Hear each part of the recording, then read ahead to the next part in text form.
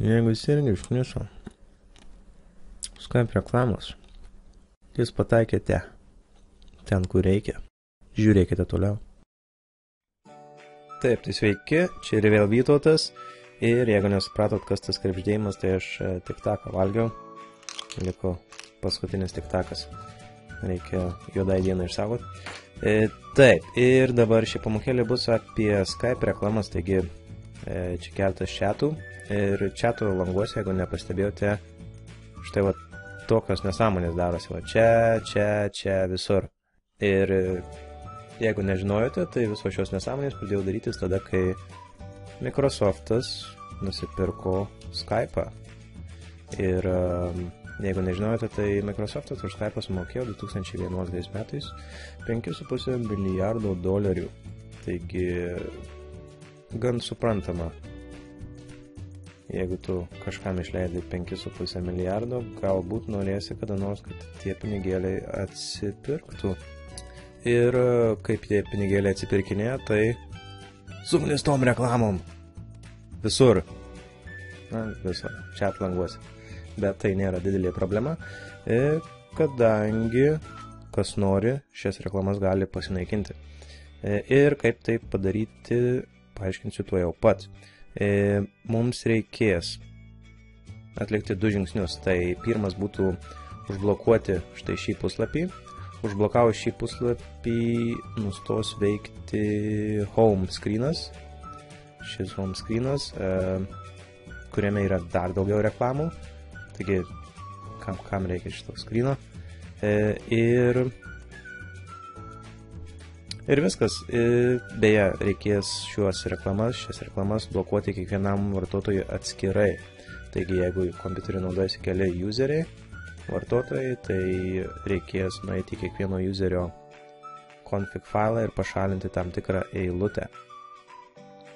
Taigi, važiuojame. Pirmas žingsnis yra Internet Explorerį užblokuoti štai šį puslapį.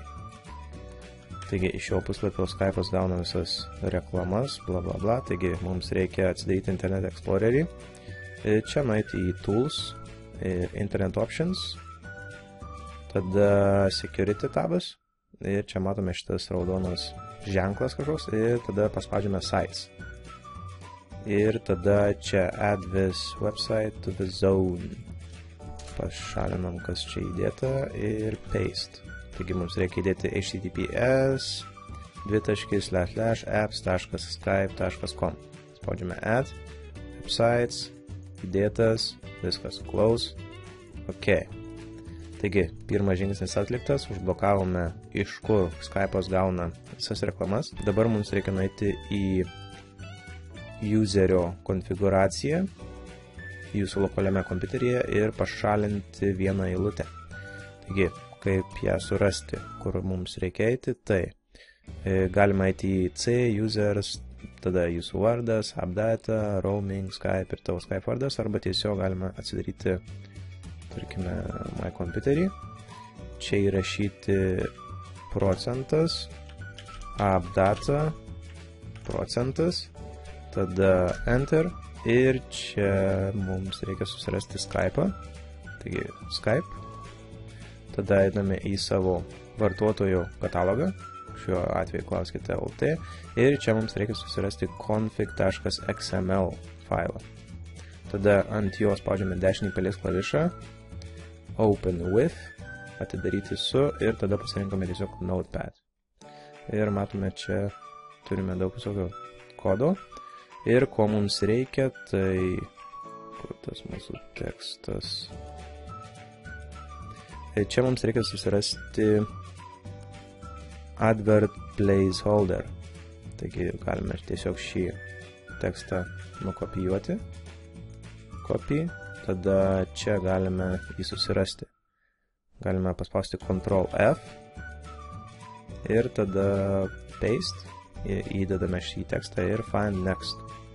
Ir matome, buvo surastas šis tekstas ir mums reikia šitą eilutę visą pašalinti.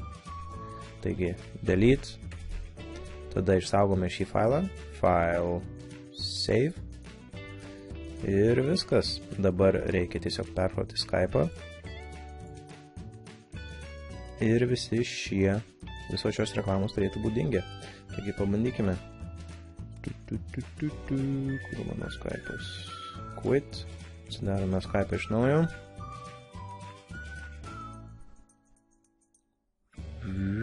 Ir dabar pažiūrėkime, ar vis dar bus ten tos niekingos reklamos. Ha! Nėra. Great success, kaip ratas sako. Taigi, tiek apie reklamų šalinimą iš Skype'o. Šiuos abudu žingsnius reikia atlikti vieną po kito. Taigi, pirmą užblokuokite Skype Ads tinklapį. Tai galite padaryti Internet Explorer'į, tai galite padaryti savo antivirusą tikriausiai, arba ugniasinės pagalba.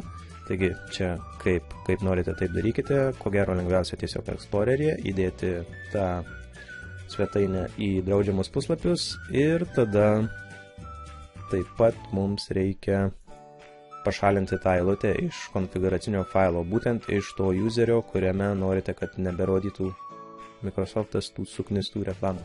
Ir taip pat nepamirškite, kad šis Skype Home puslapis nustos veikti, taigi jeigu jūs jį naudojate, teks ir toliau mėgautis Microsofto reklamomis. Deja.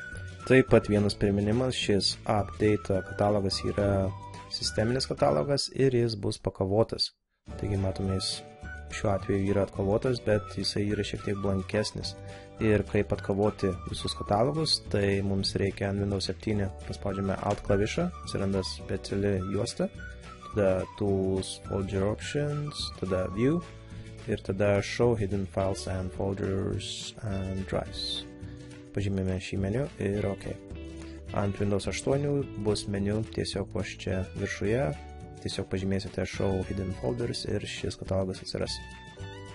Taigi, nepamirškite atkavoti paslėptus katalogus, jeigu nerandate šio update katalogo. Na ir šiam kartui tiek. Su jumis buvo Vytautas. Jeigu turite klausimų, klauskite, taip pat prenumeruokite ir spauskite laiką. Susimatysime kitoje pamokoje. Iki.